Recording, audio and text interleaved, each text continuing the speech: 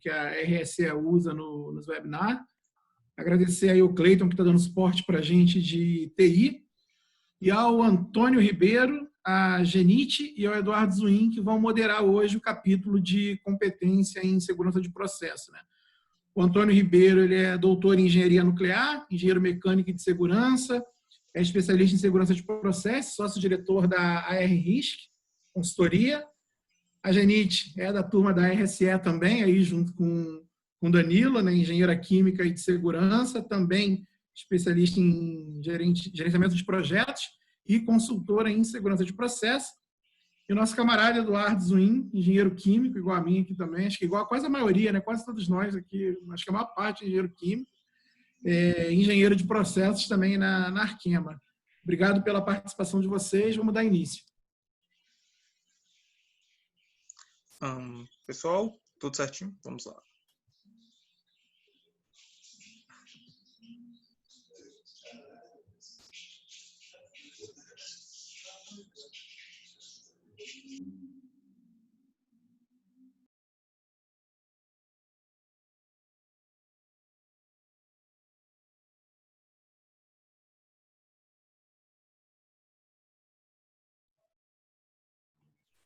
Agora sim, boa noite a todos. Primeiramente, obrigado aí ao Rodrigo, né, pela criação do grupo e pela promoção dessa troca de experiências com todos os profissionais aí envolvidos. Agradecer o pessoal da RSE pela disponibilidade da infraestrutura para a gente conseguir apresentar esse conteúdo. Nós vamos falar aqui sobre o capítulo 5 do livro Diretrizes para a Segurança de Processo Baseado em Risco. Só está com um delayzinho minha tela, eu não estou conseguindo... agora foi. Então, nós vamos moderar esse capítulo, né, juntamente com a Genite e com o Antônio. Meu nome é Eduardo Zuin, eu tenho uma formação técnica em Química e Engenharia Química.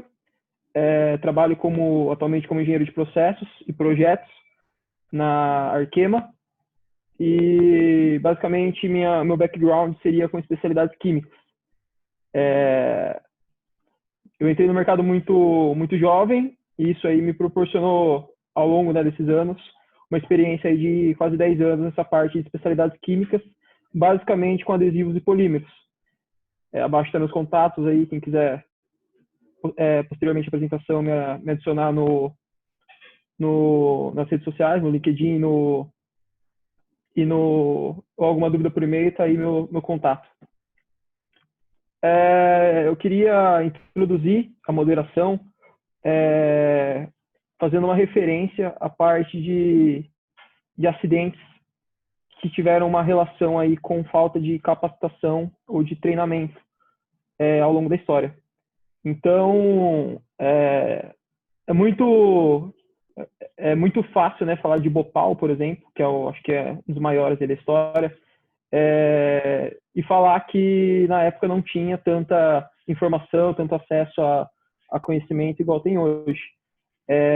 Mas nessa linha do tempo, eu gostaria de destacar esse incidente da BP, da British Petroleum, que aconteceu em 2005. A gente está falando de 15 anos atrás, não é tanto tempo assim, né, se vocês forem parar para analisar. Então, eu gostaria de ter um foco maior nesse acidente, para começar a fazer essa moderação. Então, durante a investigação, se chegou à conclusão que a causa raiz dessa catástrofe foi a falta de supervisão de profissionais tecnicamente capacitados durante o processo de startup, e também faltou um programa de treinamento adequado para a operação. E, baseado nisso, eu queria traçar um paralelo com uma experiência pessoal, né? Eu acho que o legal do estudo do livro é que você consegue pegar o que o livro tem a dizer e tentar assimilar isso com alguma coisa que você viveu, né? Acho que é um pouco aí da neurolinguística humana. Mas eu trabalhei num lugar, obviamente que eu não vou citar o nome da empresa por termos éticos, né, e até confidencialidade, mas trabalhei numa empresa que teve um processo de partida de uma planta, né, uma planta que foi construída do zero, E nesse escopo de trabalho no escopo do projeto, perdão, estava o treinamento dos operadores na matriz da empresa em outro país. Em algum lugar do projeto se perdeu essa iniciativa, né, por temas de custo e coisas do tipo, e não foi feito esse tipo de treinamento de capacitação, né, cooperação.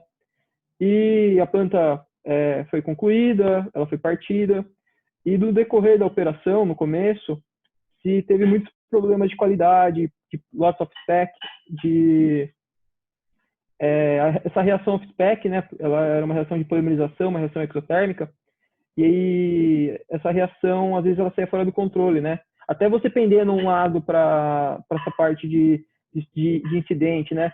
É lógico que isso aí é a ponta do caminho, né? Para chegar numa catástrofe, eu sei que depende de muitas deficiências, né, para gerar uma fatalidade. Mas quando você pensa que você percorre um caminho até lá, e às vezes quando você percorre esse caminho, você recebe sinais de que pode acontecer alguma catástrofe, não propriamente dito chegando nesse ponto, mas quando eu pego esses problemas de qualidade, que eu tive equipamento parado, eu tive limpeza do equipamento por causa que estraguei o produto, e toda a minha mão de obra parada também, será que valeu a pena lá atrás esse custo, né, de não enviar a operação para o seu treinamento na matriz? Então fica um questionamento aí, porque a gente sempre atrela esses tipos de problema à causa humana, mas depois na parte da Genite ela vai destrinchar melhor até que ponto, né, é falha humana. Então, pegando agora o assunto, o gancho do livro, né, falando de fato da apresentação e da visão geral, o que é competência em segurança de processos? A gente vai ver muitas vezes como PSS, Process Safety Competence, ou competência em segurança de processos. O que é isso? Entre outras palavras, trata-se da estruturação de um caminho de aprendizado, de capacitação para todo o nível hierárquico da empresa, isso desde a operação até a parte da diretoria. Então, basicamente, esse capítulo, ele nos tange quanto à parte de como estruturar esse tipo de aprendizado, o que é, como que funciona, e todo o caminho que você segue. Normalmente, a gente vai ter estruturado, né, dentre os pilares, nós sempre iremos seguir um ciclo de prática confiável, nomeação de um líder, identificar benefícios corolários, que seria a parte de um benefício inerente à atividade que você está fazendo, o desenvolvimento de um plano de aprendizado e também promover, fomentar, né, essa sede de aprendizado nas pessoas que você quer ensinar. Porque não basta ter o plano, né? Você tem que vender a ideia para as pessoas. Então, é um pouco do que o nosso capítulo fala. Basicamente, um dos objetivos desse capítulo, né, é nos instruir a quanto a melhorar continuamente o conhecimento e a competência, voltado, né, na parte de segurança de processos, disponibilizar essa informação. Eu acho que hoje isso aí é até fácil, né? Muito fácil conseguir informação hoje, mas pensando em qualidade e também quanto que essa informação impacta, né, no que você está querendo desenvolver. E também aplicar isso de forma coerente, né? Pegar a informação e usar da maneira certa. Eu vou dar um exemplo bom disso aí daqui a pouco. Acho que vai ficar claro quanto a essa parte. Então, você tem a competência, e a competência ela pode ser desenvolvida de duas formas. Ela pode ser desenvolvida pela educação, que nosso amigo Antônio também vai nos detalhar melhor essa parte, ou pelo treinamento propriamente dito no dia a dia, né, na operação. Aqui está uma pequena diferença entre competência e conhecimento. Então, a competência ela é a capacidade de gerar novas informações e o conhecimento é uma maneira de você linkar essas informações. Ainda mais nos dias de hoje, né? Como eu já posso até ser um pouco repetitivo, mas as informações elas estão muito disponíveis hoje em dia. É muito fácil você jogar um conteúdo no Google e pesquisar a respeito. Mas Imagina que você tem um botão para apertar, né? Você tem conhecimento de um botão para apertar. Você sabe que você vai apertar esse botão. Aí, na hora que você precisa, tá aí o botão que você precisa apertar. Qual botão você precisa apertar, né? Qual que vai direcionar, qual que é a informação que vai dar o que você está precisando no momento.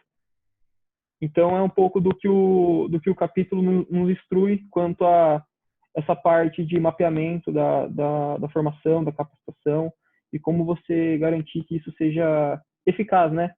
Perante os problemas aí do dia a dia da indústria ou de uma corporação. Basicamente, toda essa estrutura tem 2 pontos focais, que é a parte de operação da indústria, né? Como você garantir a operação de uma maneira segura, e também a manutenção.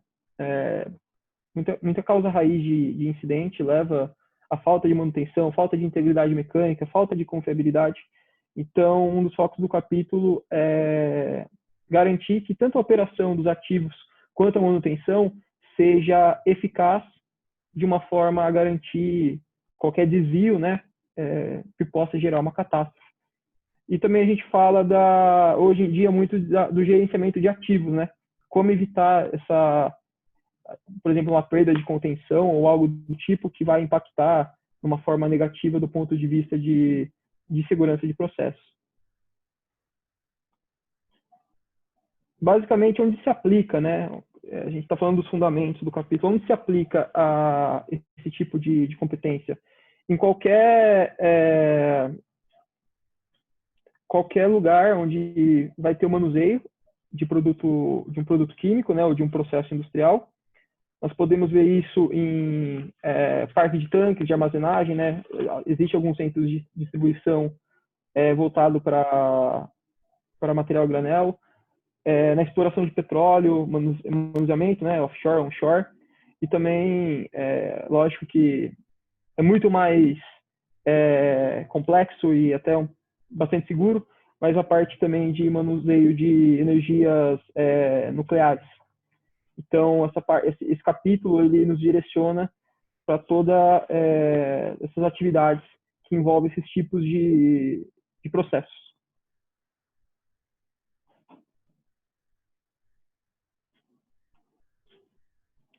Então, basicamente, se começa a desenvolver a competência em segurança de processos a partir do estudo de confiabilidade.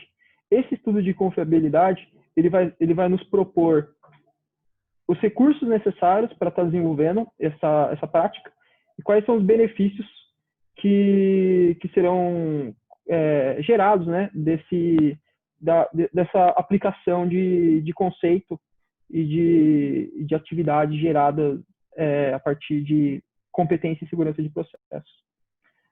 Tudo isso visando melhorar o corpo técnico de conhecimento, né, no caso, desde a operação, né, até o nível de diretoria, para melhorar a tomada de decisão das empresas, né? Isso é embasado no histórico.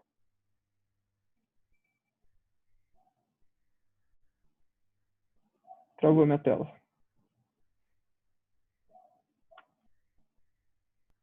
Essa melhorada de decisão, ela vai nos ajudar na onde?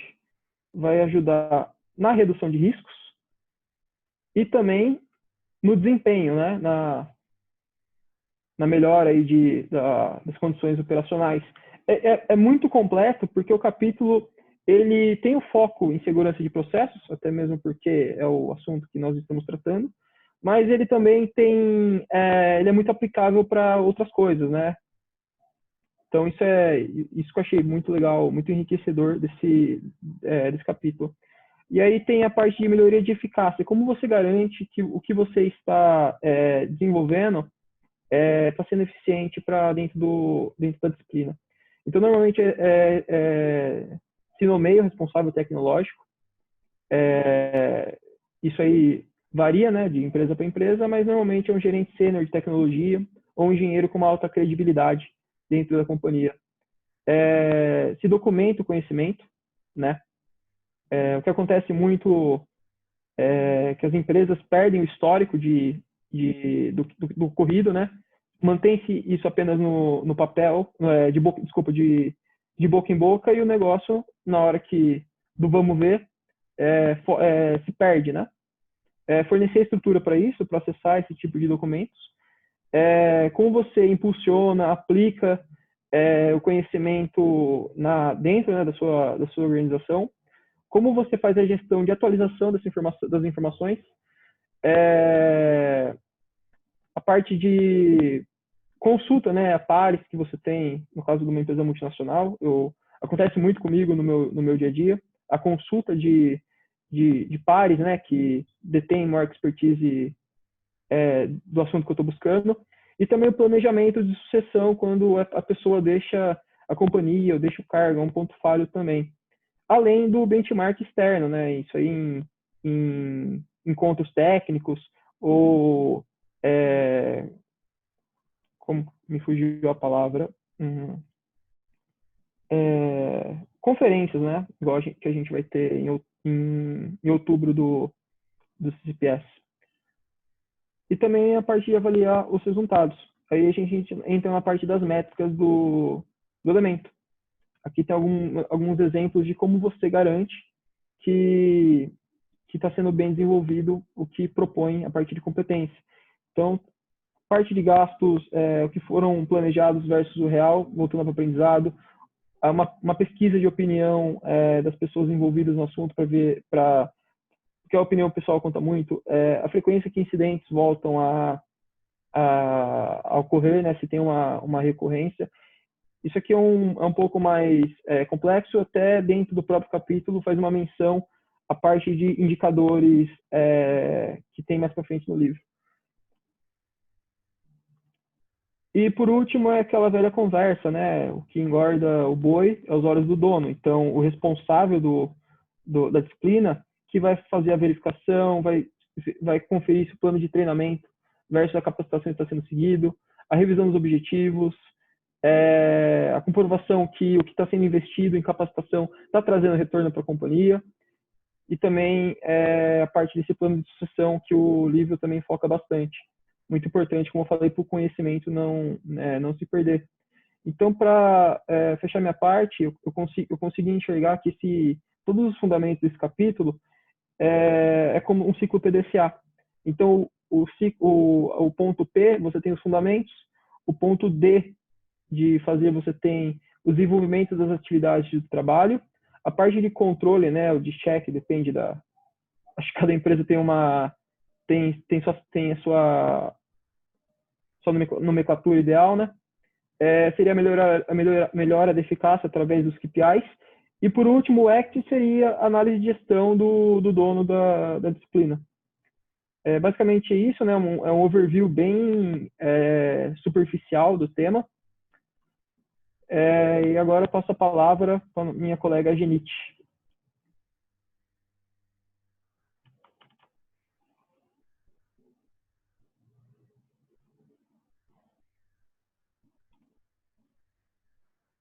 Boa noite, pessoal. Parabéns pela apresentação, Eduardo. Contribuição muito boa. Meu nome é Genite Mira, sou engenheira química de formação, sou especialista em engenharia de segurança, segurança do trabalho e segurança de processo. Né? Atualmente sou consultora na empresa RSE, trabalhando com análise de risco, e vou agora dar uma visão para vocês em relação... Deixa eu ver se está passando. Tá.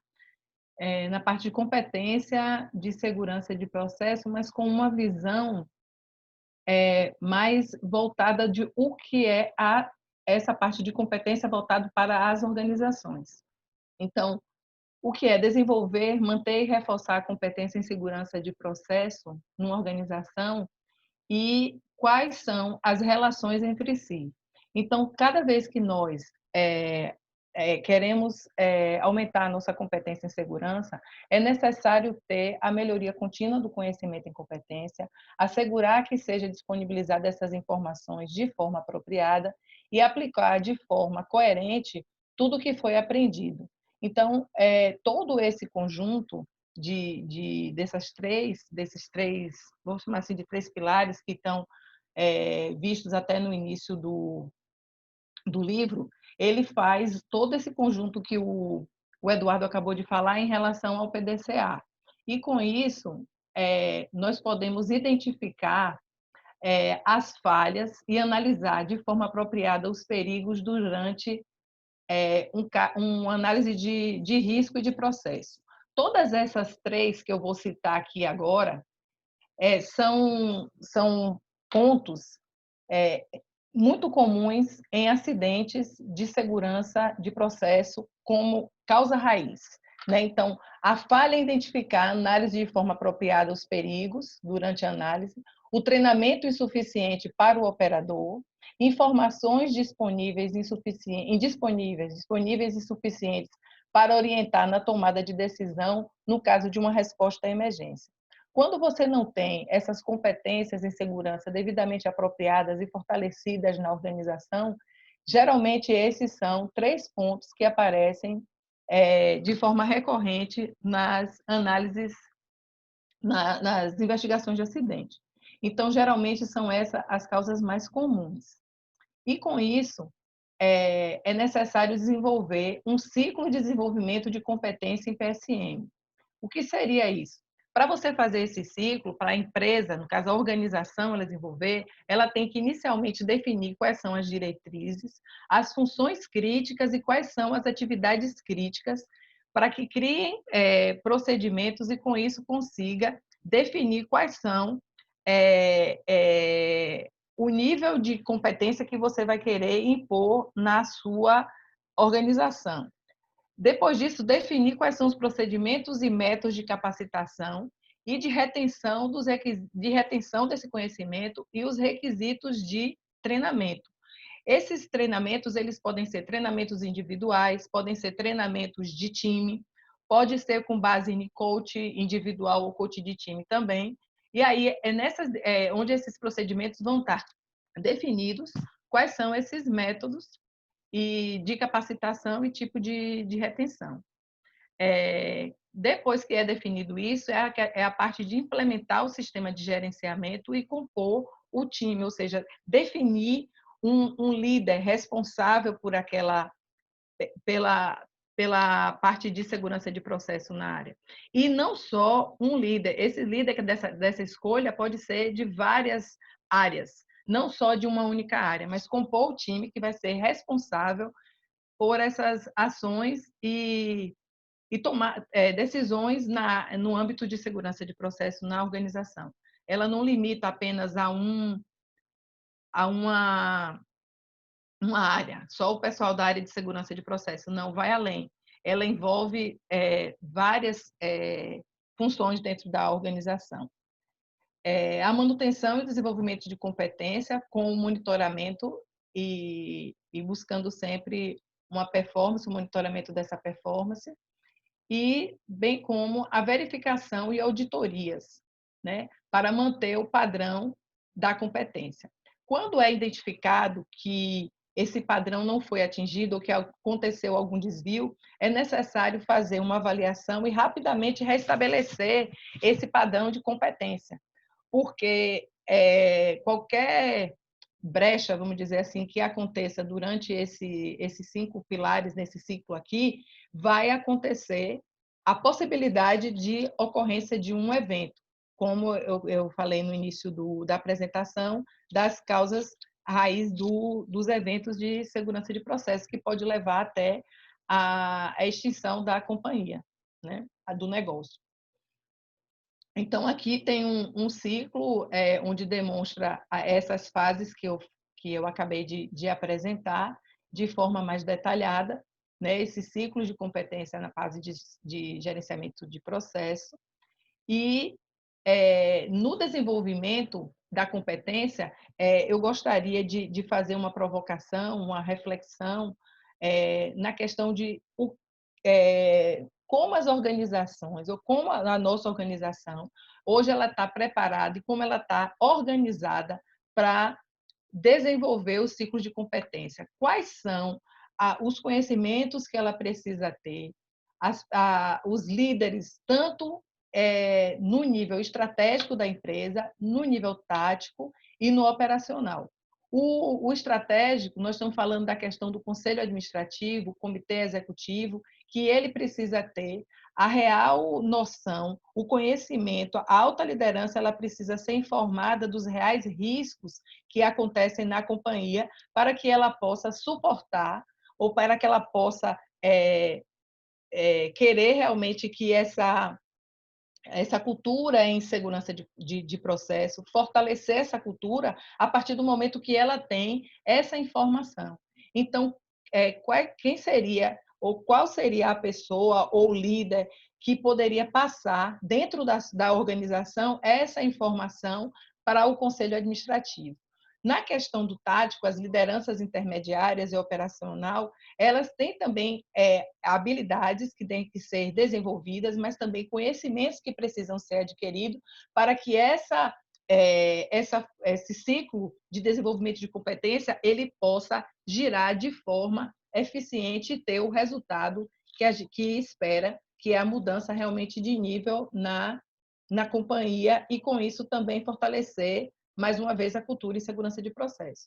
E a parte operacional, que não só os operadores, mas os mantenedores, o pessoal de logística, a área de apoio, os engenheiros, todos têm que estar devidamente capacitados, treinados, habilitados para desenvolver as suas funções e fazer, principalmente, análises de riscos, onde eles possam identificar que ali existe a possibilidade de ocorrer um acidente que seja um acidente voltado realmente para a parte de segurança de processo, onde você tenha a falha, a perda de contenção de uma energia perigosa, que é a base da segurança de processo.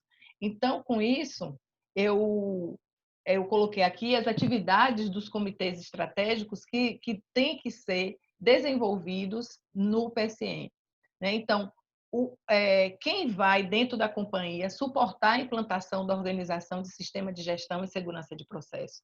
Para que o comitê estratégico, para que a parte estratégica da empresa, ela tem necessariamente que conhecer quais são os cenários de risco, de maior risco, os cenários que são catastróficos, que exigem um maior empenho da própria empresa em manter as suas licenças, toda a parte de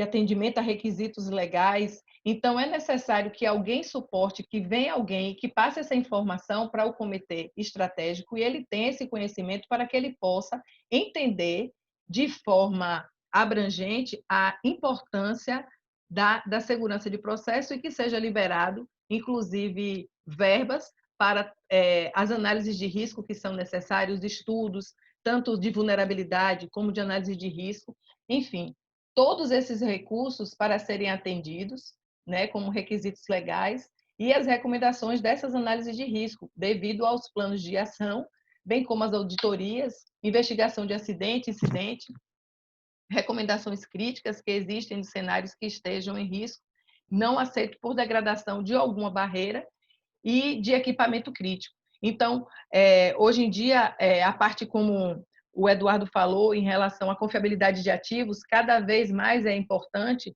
a verificação da degradação de barreira e o monitoramento dos controles críticos, o entendimento do controle crítico para evitar que o evento indesejado ele venha acontecer.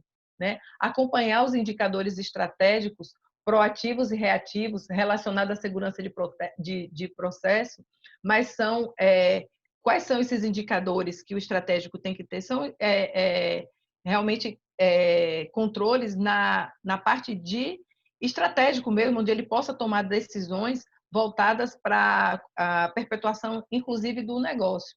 Estar ciente de todos os cenários com severidade catastrófica, como eu falei, para atingir comunidades e que devem ser feita a prevenção dos mesmos e monitorar esses cenários. Então, não basta só saber qual é o cenário que atinge a comunidade, que vai além dos muros ou das cercas das empresas, das companhias, mas que, ao atingir, vai impactar de forma direta também na imagem da companhia, na imagem da empresa. Decidir e aprovar investimentos de alta significância para fortalecimento da segurança operacional ou restabelecimento de condições degradadas.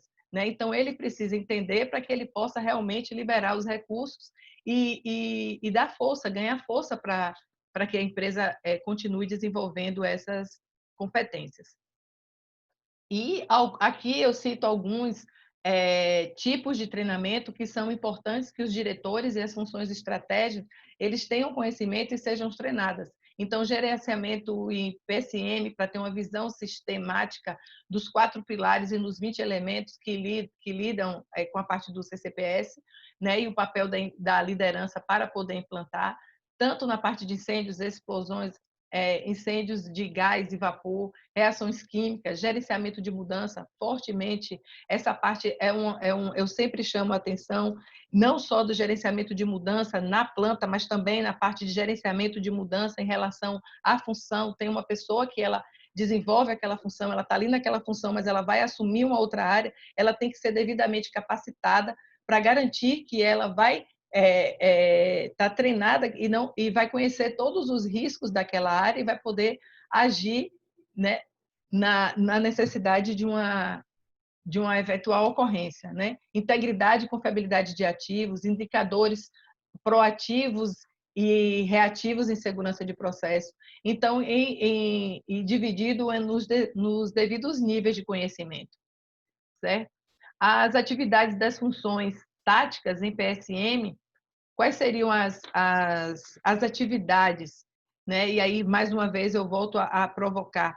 Nós que estamos trabalhando diretamente na indústria, qual é o conhecimento que você já tem e qual o conhecimento que a empresa precisa se programar para ela ter esse fortalecimento e essa consolidação e reter esse conhecimento na organização, né? Então, liderar e implementar na organização sistema de gestão de segurança de processo, coordenando comitês e grupos de implantação. Por que os comitês são importantes? Porque ele não vai ficar apenas focado em uma pessoa, em um responsável. Não, comitê para discutir, quanto mais conhecimento, quanto mais discussões, porque várias áreas são envolvidas num processo de formação e de gestão de segurança de processo, tanto a área de manutenção, de logística, operação, toda essa parte fica envolvida, certo? O entendimento dos riscos, com as consequências e as frequências, é realmente conhecimento da organização, onde tem qual é a matriz de aceitabilidade de risco da sua empresa e também levar essa informação para os grupos, para o time do estratégico, certo? Assegurar que os recursos aprovados sejam implementados para requisitos legais de PSM, recomendação das análises de risco, investigação de acidente, recomendações críticas que existam de cenários que estejam em riscos não aceitos por degradação de barreira ou de equipamento crítico. Né? Liderar e acompanhar os indicadores táticos e operacionais, proativos e reativos de segurança de processo e que devem ser monitorados no nível tático e operacional também.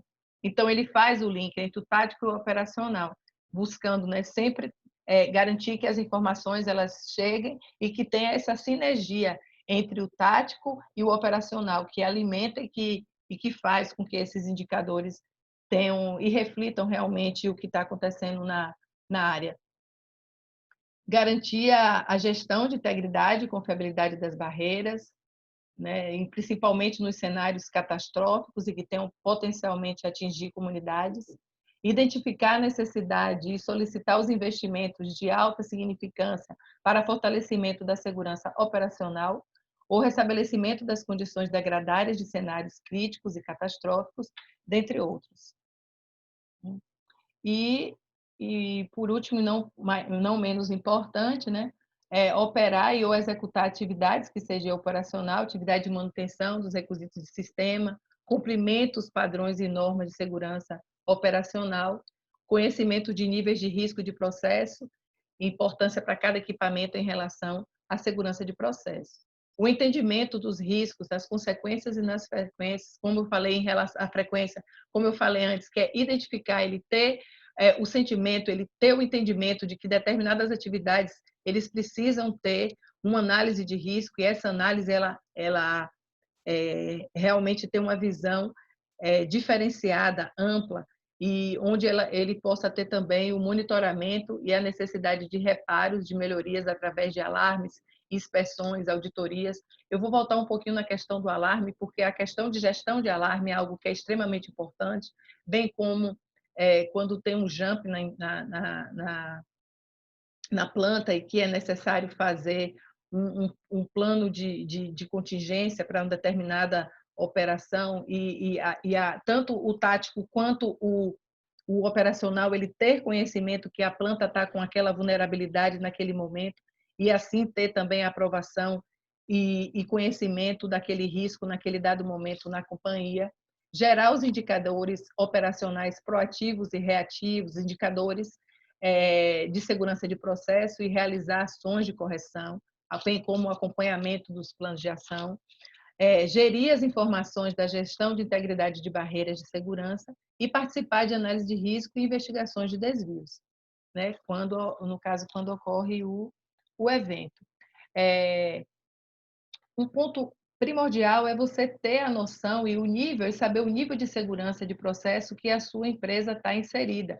Então, quais são as informações, o que precisa ser feito para conseguir entender e ter esse nível. O nível de ferramenta de avaliação de processo perigoso, que representa o nível de risco de uma instalação com base nas propriedades e quantidades químicas de produto químico. Então, isso vai variar de acordo com o inventário e o perigo daquele produto que está sendo manipulado ou produtos. E quando fala de produtos, claro que ele vai sempre pegar a categoria de risco sempre mais alta, né? No processo de classificação. Então, levando sempre para o produto com um caso de maior, vamos chamar assim, de maior estrago, né? De maior poder de alcance e destruição.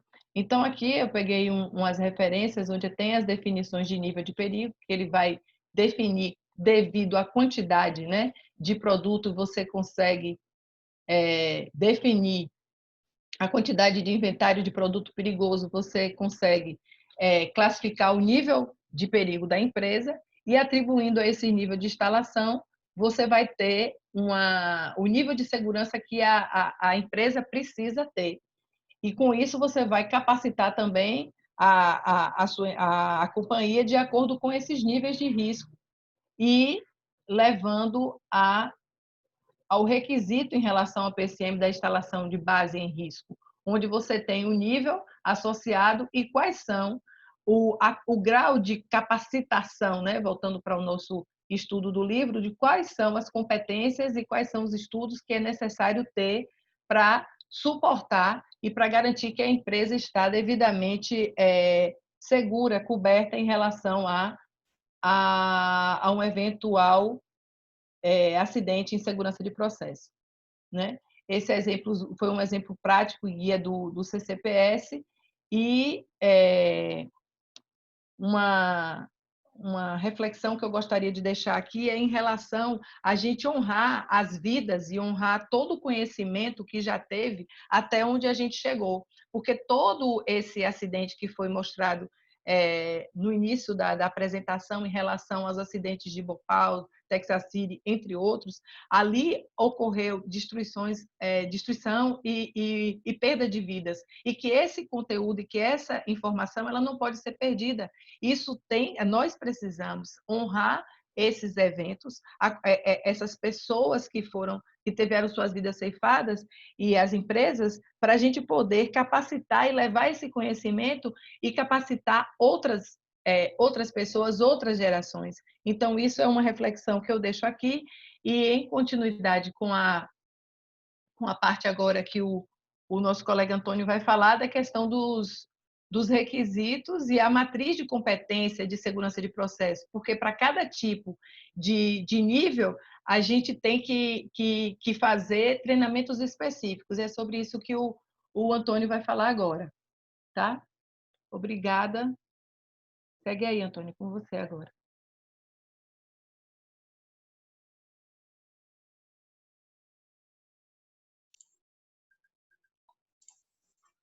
Bom, eu acho que vocês ouvem o que eu falo, né? Dando continuidade aí. Vocês estão me ouvindo bem?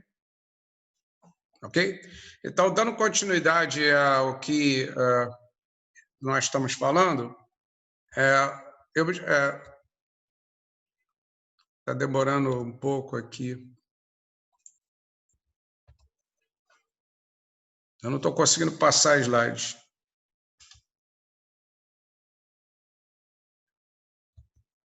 Antônio, para a gente está passando aqui, tá? Então tá. Então é o meu time delay aqui. Você tá com a sua apresentação, está aparecendo aí o seu nome e seu currículo. Ok, então já me apresentaram, eu tenho uma experiência em segurança de processo e vim aqui para compartilhar também. E eu conheci, através desse processo, a Genite e o Eduardo e os que estão aí. Isso foi um grande ganho nessa experiência que eu tive com vocês. E agora vamos aí, então, melhorando essa informação.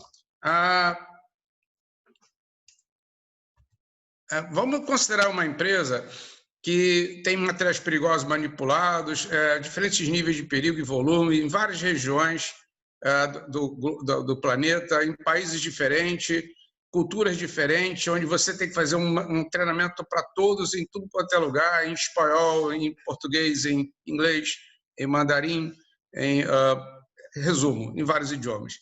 E essa instalação está num parque químico, né, que você precisa também considerar. Ou seja, vamos fazer um treinamento, tentar customizar a empresa que a gente está trabalhando para fazer aquilo que a Genite falou e que o Eduardo falou.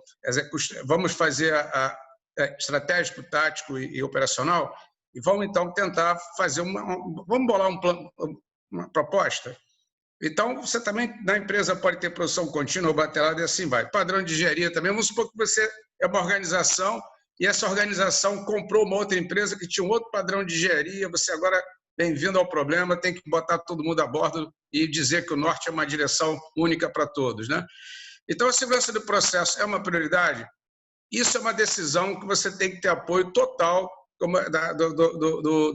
da parte principal da empresa. Quer dizer, não adianta muito você não ter, se você dá o treinamento, mas o treinamento é uma iniciativa que vem top and down, amparada pela alta administração, que vai cobrar, inclusive, desempenho disso. Então, o objetivo dessa segurança de processo é desenvolvimento contínuo das culturas de segurança, o processo e a busca de métodos. Bom, então, se eu preciso disso, eu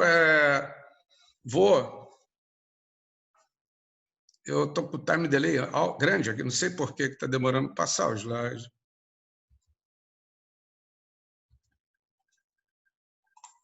Estamos com problema. Vocês estão vendo o meu slide passar? Eu não estou conseguindo passar aqui para mim, pelo menos.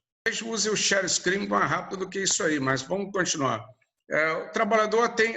Então, para o trabalhador atingir o desempenho necessário, ele tem que estar atento, tem que se desenvolver nele a comunicação franca, tem que cumprir leis e regulamentos, estar atento aos treinamentos e propor melhorias.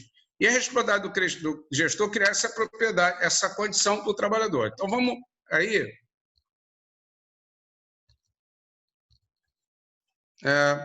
eu estou com um time delay muito grande na passagem de slide. Eu vou ter que passar para share screen, ok? Eduardo, você pode passar o slide para ele, então, por favor? Eu vou sair do remote control e vou para o meu share screen aqui. Faz isso, Antônio. Se for mais confortável para você, melhor. Pode ser.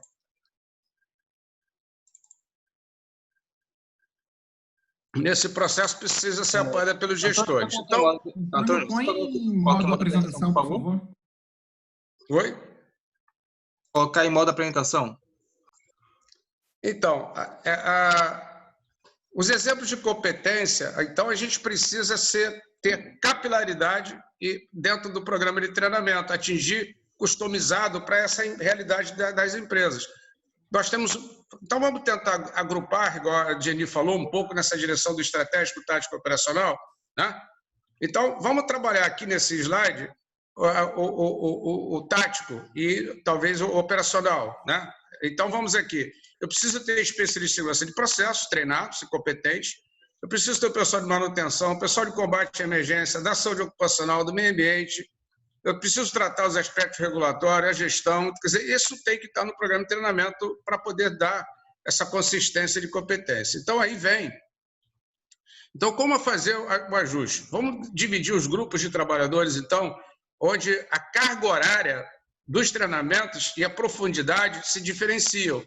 Onde eu vou trabalhar essa parte, os trabalhadores da área produtiva, manutenção, pesquisa e desenvolvimento, que é o operacional, eu preciso garantir essa força de trabalho competente, E eu preciso ter esses executivos da alta administração também competentes e preciso ter a comunidade de especialistas em segurança de processos de alguma forma competente, se eu for no programa completo, ou usando uma terceirizada ou não, mas essas duas primeiras partes aqui eu preciso garantir na minha força de trabalho opcional. Essa comunidade de especialistas em segurança de processos pode ser, talvez, usada ao mercado, aos consultores, mas isso é a decisão da empresa.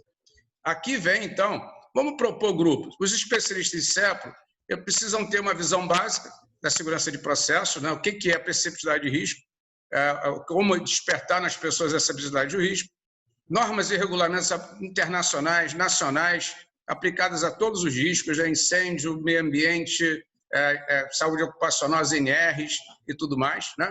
As ferramentas de RASOP, como é que elas são desenvolvidas, qual é a política da empresa de matriz de risco, como é a proteção contra explosão, né? Os perigos térmicos. Aí eu estou falando para a indústria química, eu posso customizar. De repente, numa siderúrgica, talvez os perigos térmicos sejam menos carga horária. Então, essa customização de carga horária vai funcionar por customização, mas os itens, em geral, são esses os recomendados para capilarizar uma boa formação de competências. A integridade das instalações, a segurança das utilidades, né? Vapor, água, nitrogênio, ar comprimido, e vamos trabalhar isso tudo, porque são itens que tudo quanto é lugar de indústria química, siderúrgica, petroquímica, ou alguma coisa vai ter isso na sua situação de risco. E o que a Geni falou um pouco, né? Como fica também essa análise de vulnerabilidade em caso de acidente ao exterior da fábrica ou interior, as magnitudes dos possíveis acidentes, né? De forma que os planos de emergência e outras coisas sejam vistos dessa forma mais holística, à luz de uma visão de helicóptero de vulnerabilidade. Para cada um, então, desses grupos, eu faço uma carga horária, são apenas uma proposta, né? Então, tem os engenheiros de fábrica e gestores, agrupar eles, os supervisores de técnica, manutenção e produção, e começa a entrar naquela parte operacional, e, por fim, os trabalhadores de manutenção e de operadores, né? Que aí, nota que, talvez para alguns, a visão de vulnerabilidade seja menor, né? E para outros é maior, mas, de toda forma, todos vão ter alguma carga horária nesses assuntos aqui. O único que ficou sem foi o operador, talvez por análise de vulnerabilidade, talvez a magnitude da operação dele não chegue nessa necessidade dele dominar esse assunto. Isso é apenas uma proposta, não quer dizer que é certo ou errado. Então, aqui vem. Não se esqueçam que os programas de treinamento de segurança de processo deveriam ter sinergia. Você é obrigado a fazer treinamento NR20, reciclagem, NR10, 12, 13 e outras, então vamos botar isso também dentro de segurança, esses dentro da segurança de processo, né? Senão você vai gastar dinheiro demais às vezes e você pode fazer otimizações. Vamos trabalhar o indicador. Você pode fazer um indicador simples, número de trabalhadores que completaram o treinamento, número de trabalhadores que elegíveis ao treinamento, né? Então, qual foi o resultado do treinamento? Vamos supor que em 2021 você quer atingir 99% de todos esses trabalhadores desses grupos que você quer ir. Estabelece isso e bota uma meta interna, isso é parada pela alta administração. Você vai, então, o caminho para a formação da competência sustentável é preparar e revisar o material completo, né? Tornar o treinamento sustentável, fazer essa formação de competências e você, dessa atual realidade hoje, pode perfeitamente fazer isso em computer-based training. É uma coisa que é uma realidade hoje, inclusive com a Covid, que a gente descobre aqui a forma de... Não necessariamente não precisa ser presencial, isso é a decisão da empresa. E aí, eu queria falar um pouco agora, nessa visão, né, como fica as competências também na formação da graduação das universidades. E aí eu venho aqui falar com vocês de um programa, né, que é o programa do SACH. O SACH é um programa do Chemical Center for Process Safety, que foi desenvolvido para atender os alunos de graduação de engenharia nos Estados Unidos da América. Isso é um programa de web training que todas as universidades americanas são obrigadas a cumprir um treinamento de segurança de processo mínimo para a formação da engenharia química nos Estados Unidos.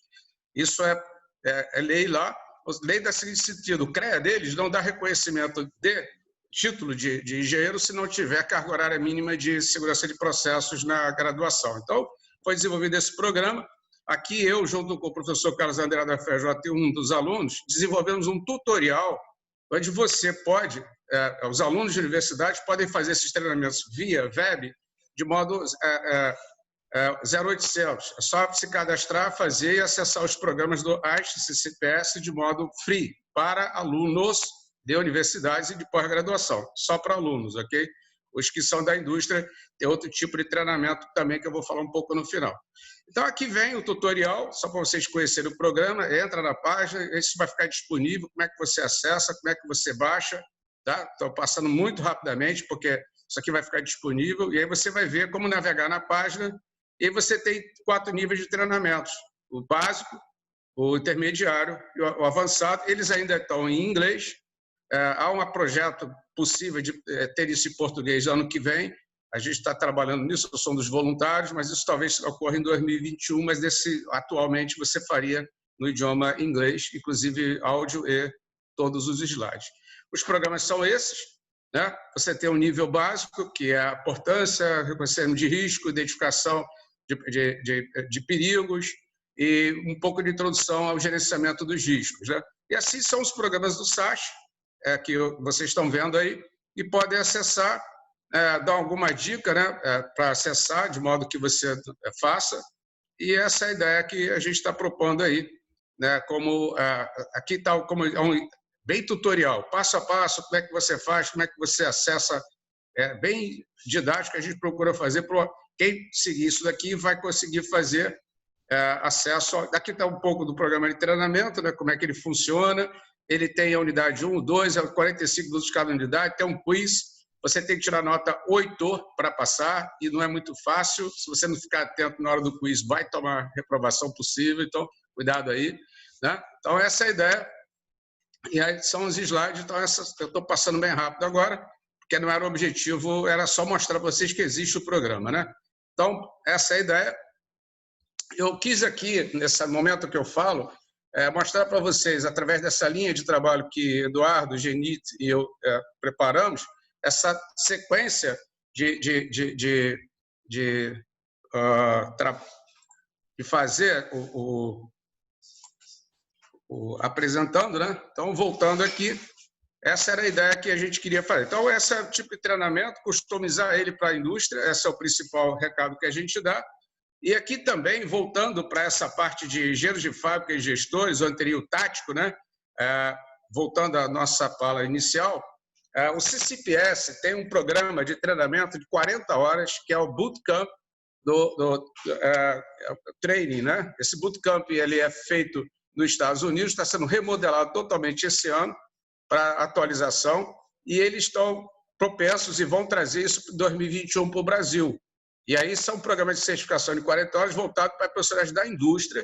Depois eu gostaria que aqueles que tiverem interesse, como a gente inclusive falou agora recentemente numa outra live, onde o Rodrigo falou interesse em quem quer o livro do CCPS para poder traduzir para português, eu gostaria também, Rodrigo, depois que vocês fizessem uma pesquisa, quem tem interesse na certificação capacitação Bootcamp CCPS, para poder viabilizar trazer isso para o Brasil também, em 2021, e a gente aqui fazer o treinamento de segurança de processos para esse lado tático, não?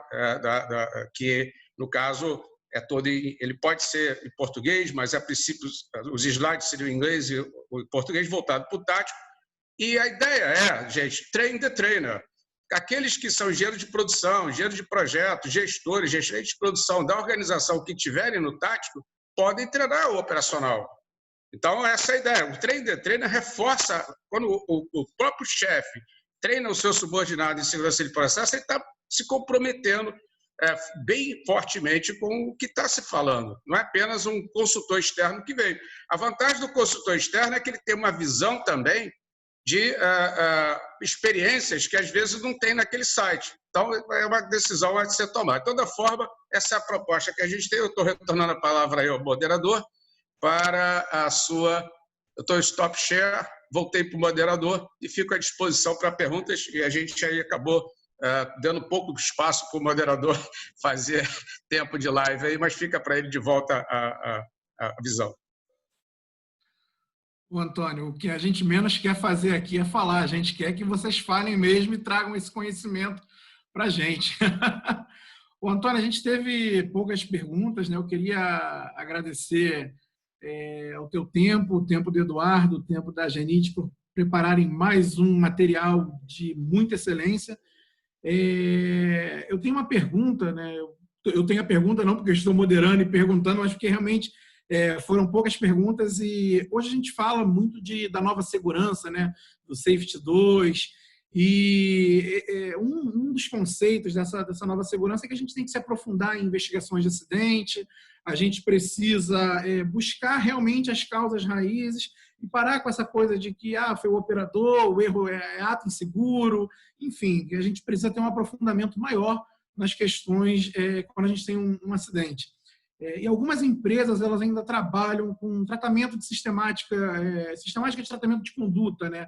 Você faz a investigação do acidente, identifica que teve uma falha ali do operador, às vezes um erro intencional, às vezes não, um outro operador naquela mesma situação ele cometeria aquele mesmo erro porque o treinamento talvez ele tenha sido falho. Eu queria saber qual a opinião de vocês, e aí Genite, Eduardo, Antônio, sobre essas sistemáticas de tratamento de conduta dentro aí do contexto de competência em segurança de processo, quando você tem um erro de operação, isso é válido, isso contribui, isso gera a cultura do medo. O que vocês... não sei se tem alguma correlação, mas foi uma coisa que me veio, eu queria saber a opinião de vocês.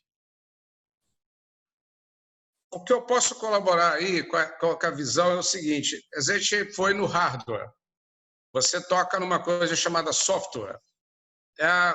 Como seria essa visão? A visão de fatores humanos, cultura de segurança, é uma visão realmente muito interessante e oportuna. Essa formação de competências aí, ela não entrou tão profundamente nesse tema. E esse tema é um tema realmente que concorre. Agora, essa semana passada, teve um workshop do pessoal do MIT, da professora Nancy Leverson, que junto com o professor Ronald e outros, são os protagonistas do Safety 2, ou a engenharia da resiliência. Então, eles apresentam uma visão do acidente de Bhopal à luz de fatores sociotécnicos e várias outras coisas que seriam muito interessantemente abordadas. Isso, com certeza, Rodrigo, independente dos capítulos do RBPS, poderia fazer uma live interessantemente sobre esse assunto de fatores humanos e organização e cultura de segurança. Então, a formação de competência nessa direção é uma formação mais exemplificativa. As outras que a gente apresentou aqui são formativas às vezes. Você realmente tratar tecnicamente no plano cartesiano. As coisas que você fala saem um pouco do plano cartesiano, são importantes, mas também poderia estar no programa de capacitação, mas abordado de uma outra maneira. Eu queria que a Geni e o Eduardo também falassem um pouco sobre isso. Eu queria complementar em relação à questão do ser humano, né? Que ele não se sente muito confortável para executar determinada tarefa quando ele não tem o conhecimento, ele não tem um conhecimento grande daquela atividade. Então, acho que a partir do momento que você vai desenvolvendo e fortalecendo a segurança de processo, os conceitos, toda essa questão dessa competência, isso vai ser uma tendência quanto mais conhecimento você tem, você vai ter atitudes que são corretas e cada vez mais vai evitar que esse tipo seja necessário ter esse tipo de comportamento em relação à tratativa, né? Eu acho que o ideal é você efetivamente buscar a questão do fortalecimento da cultura e na causa raiz você buscar realmente quais são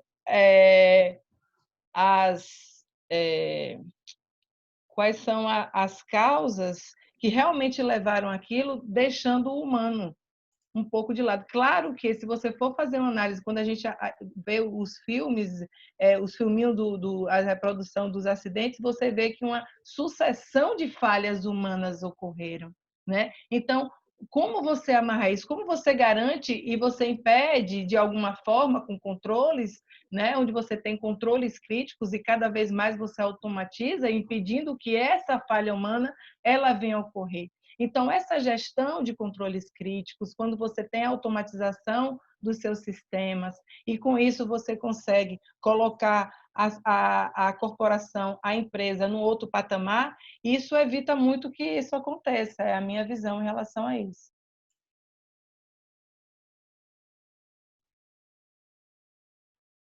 Não sei se respondeu aí, Rodrigo. Essa visão é uma visão interessante aí, só completando um pouco, Genite, interessante que fatores humanos e organizacionais, você olhando retrospectivamente a causa dos acidentes, você vê que houve melhoria substancial na qualidade ou confiabilidade das medidas técnicas. Houveram evoluções fortíssimas da área de gestão, mas ainda há uma carência muito grande de caminho a percorrer para melhorar a performance do ser humano e a parte da falha operacional, da falha individual. Ainda tem muita coisa a ser feita. E, para você ter uma ideia, a própria Agência Nacional do Petróleo investe fortemente nisso e os seus auditores têm ido fazer doutorado em Liverpool, todos na área de fator humano. A Carolina Moraes, o Rafael Moura e outros, todos pesquisando e trabalhando justamente nessa área. Você vai no acidente do FPSO São Mateus, dá uma lida no relatório publicado pela ANP. Você vai ficar impressionado como que 80% das causas relativas a fatores humanos. Pouquíssimas causas, a tecnologia foi o problema. Quer dizer, se você botou uma válvula errada, a falha foi humana ou a falha foi da válvula? Essa é uma visão. Eu só complementando o que ele falou, assim, a questão dos nossos operadores, dos mantenedores, as contratadas, tem todo o conhecimento, se ela tem o conhecimento de que são funções críticas, que são atividades críticas, e que ela, a partir do conhecimento e da mudança de mentalidade, do fortalecimento da questão da cultura e segurança de processo, isso é que vai fazer o diferencial, para que isso não venha acontecer. É a mudança, é onde tem que ter realmente esse... Eu acho que só a competência mesmo, né? Buscando mais e mais o treinamento, eu acho que é a mudança de chave, né? Em relação ao investir no treinamento do que você depois ter que ir para reparar. Eu acho que tem que ser realmente preventivo para que não seja mitigador. Eu vou provocar o Eduardo, que está aí, quando ele brilhantemente no início falou da experiência que ele teve, que por causa de uma falta de treinamento, o custo da atividade que teve do startup de uma planta foi muitas vezes maior, os problemas que tiveram, se eles tivessem feito a etapa de treinamento como era previsto. Foi, Eduardo? Você falou isso no início, não foi? Você está mudo aí.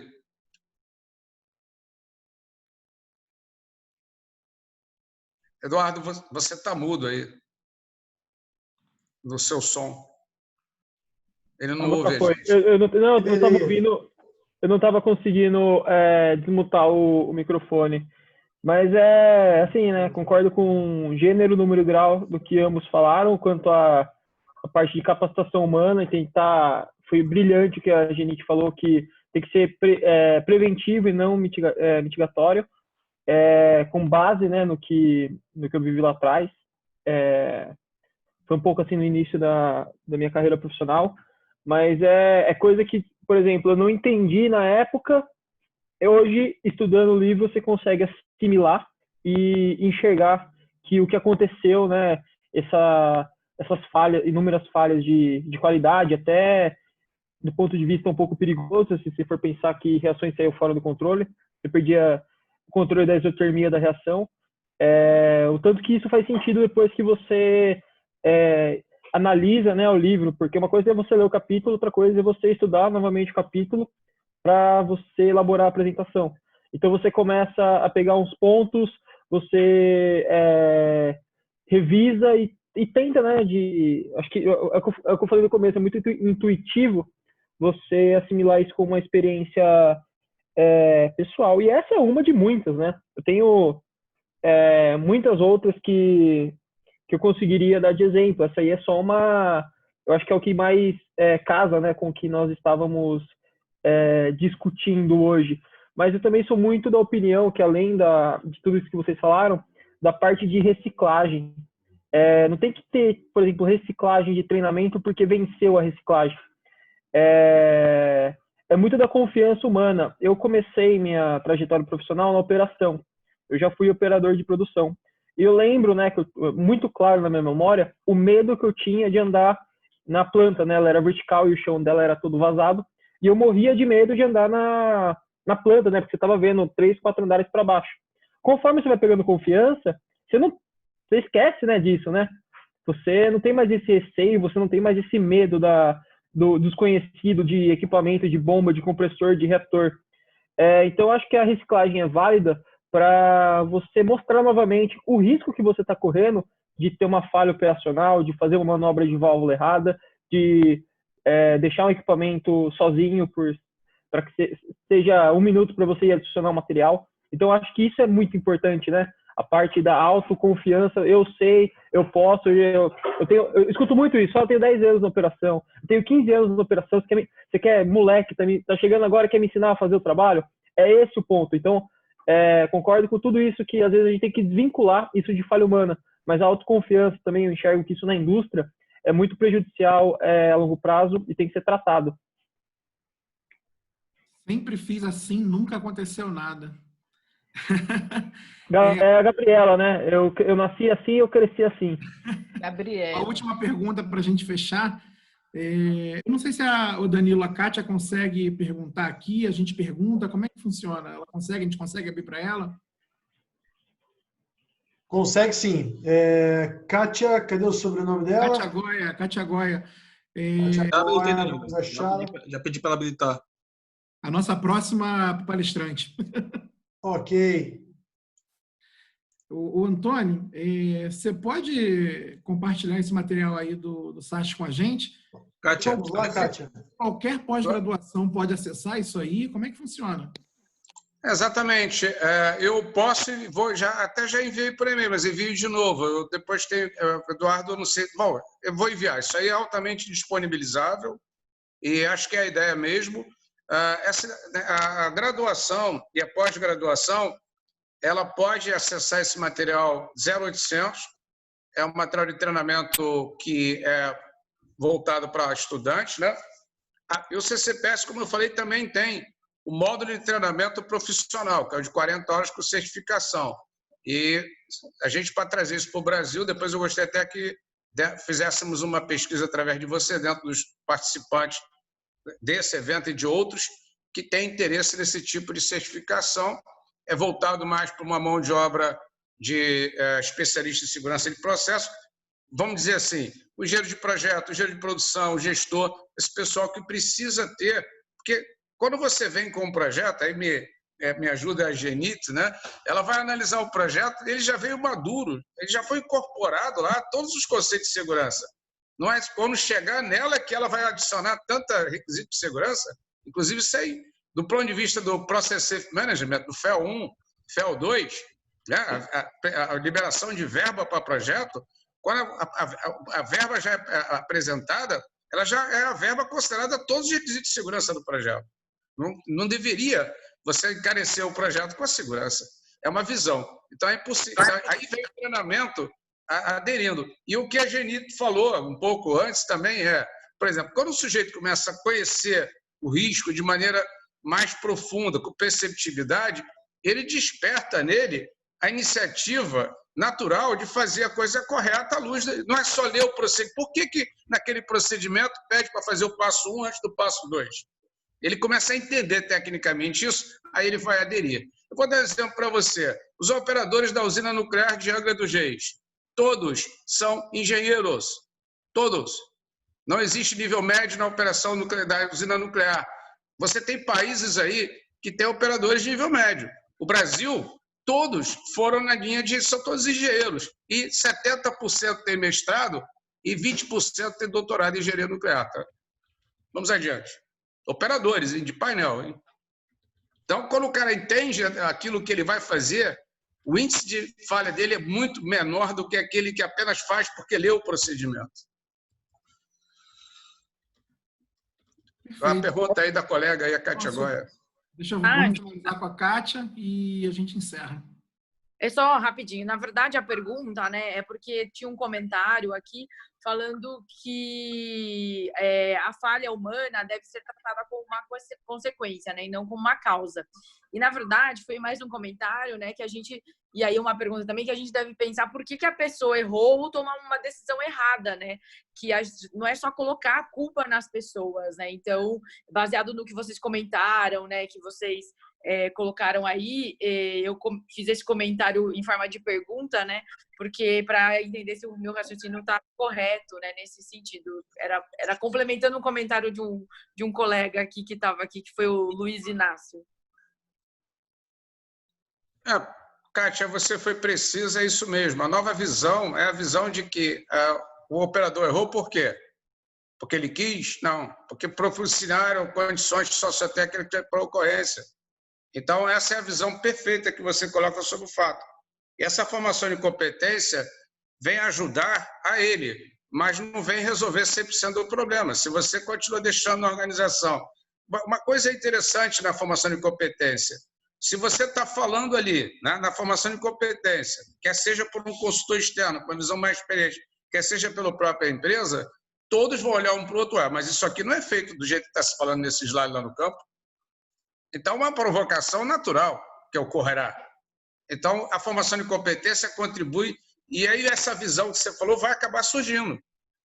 É por isso que dá tudo errado, porque o que o senhor está falando aí, lá não tem proteção desse tipo. Eu vi vários equipamentos com valor de segurança sem calibração. Então, essa é a visão que tem que ter, né? Uma coisa leva a outra. Você tem que começar. As empresas podem aprender pelo amor ou pela dor. Então, fica aí uma visão. É melhor aprender pelo amor, né?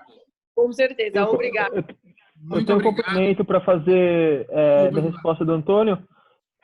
Uma coisa que ele falou durante nossos encontros para planejar material, e é uma prática que eu sempre tentei aplicar nos estudos de RASOP, que é sempre trazer o operador para análise.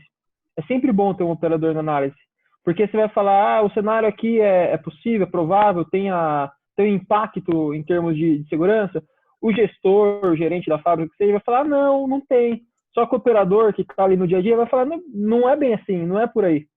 Então, quando você foca nessa parte de competência, que você capacita e faz a operação entender o risco que ele está correndo, que é inerente ao dia a dia dele, quando ele tiver essa oportunidade de participar de uma análise de risco, ele não vai esconder a informação e você vai conseguir rastrear e mitigar o risco de uma melhor forma. E outra coisa importante também é você acompanhar o amadurecimento desse profissional depois de um treinamento. Ele tem que ser treinado, mas ele tem também que ser acompanhado. Então, toda vez que você acompanha e monitora esse amadurecimento, você vai alcançando que ele tenha níveis cada vez maiores e desenvolva as habilidades, né? Porque é muito importante desenvolver as habilidades em relação e manter também retida essa informação, não perder essa informação, treinou, recebeu, ele fazer isso que você falou é interessante. Uma coisa é você ler o livro, procurar alguma coisa, outra coisa é você estudar para fazer uma apresentação. Então, por que não? A provocação fica aqui também, eu acho que eu gosto um pouquinho de provocar, mas é na questão de que você, por que não delegar para esses operadores? Você recebeu esse treinamento, então você vai replicar. Né? Então, vamos fazer com que isso seja feito. Eu acho que é importante, porque aí você estuda, aí você aprende, você replica, e aí você vai tanto retendo o conhecimento, quanto você vai duplicando. Acho que isso é importante. Gostei da palavra provocação. Vejo que o meu amigo Américo Diniz tem influência na sua formação aí, hein? Com certeza. Acho que a gente fechou aí. Estou vendo alguma influência, acho que eu já ouvi isso em algum lugar, mas isso é legal. Acho que a gente está fechando aí o capítulo 5 de Competência em Cepro com chave de ouro, né? Que esse trio aí, Antônio, Eduardo e Genite, mantiveram o nível cada vez mais alto. Acho que vai ficando difícil para quem pega o capítulo 6, 7, 8, porque vocês estão jogando a bola lá em cima. Muito obrigado pela disponibilidade de vocês. Obrigado pela essa verdadeira aula que você para a gente hoje de Competência em Cepro. Danilo, muito obrigado a você e ao Américo por disponibilizar a plataforma da RSE para a gente tornar esse encontro mais produtivo. Cleiton, obrigado pela moderação e obrigado por todo mundo aí que participou. Não vamos esquecer de comprar o livro lá, quem ainda não fez a solicitação de comprar. A gente precisa trazer esse conhecimento para o Brasil. E, Antônio, eu vou te procurar aí para a gente esclarecer melhor essa questão do treinamento para os graduados e pós-graduados, para a gente fazer essa pesquisa aí também no Instagram, no LinkedIn, lá no grupo, para a gente ver se a gente traz o Bootcamp para o Brasil também. Essa é a visão também, porque hoje está o dólar cada vez mais caro, a não ser que você queira passar uma temporada de uma semana nos Estados Unidos, dá para trazer ele para o Brasil. Se você pagar, a gente vai. Beleza! Pessoal, muito obrigado. Rodrigo, deixa eu só colocar um ponto para encerrar. Desculpa, eu não vou me estender por 2 minutos aqui, mas a plataforma está disponível para os próximos encontros. Conte conosco, esse mesmo recurso, as mesmas pessoas. Tá? É um prazer a gente estar ajudando aqui, porque a gente aprende junto. E já que a gente está falando de competência, antes da aula, a Américo me telefonou e ofereceu para esse grupo aqui do Telegram e para o grupo de CEPRO do WhatsApp o sorteio de 15% de desconto nos cursos da RSE para quem quer participar, ok? Eu vou colocar para vocês no grupo a melhor forma de a gente poder sortear tudo isso. O Américo sempre nos provoca, né, Antônio? E ele coloca um ponto assim que despreparo. Mas eu vou colocar para vocês uma forma da gente sortear isso. Tá? Então, a gente faz esse sorteio aí, talvez na próxima semana, para dar tempo das pessoas se inscreverem e a gente aceita todo mundo. Obrigado, boa noite para todo mundo. Obrigado. Semana que vem a gente tem aí a Kátia Goya com participação da Força de Trabalho.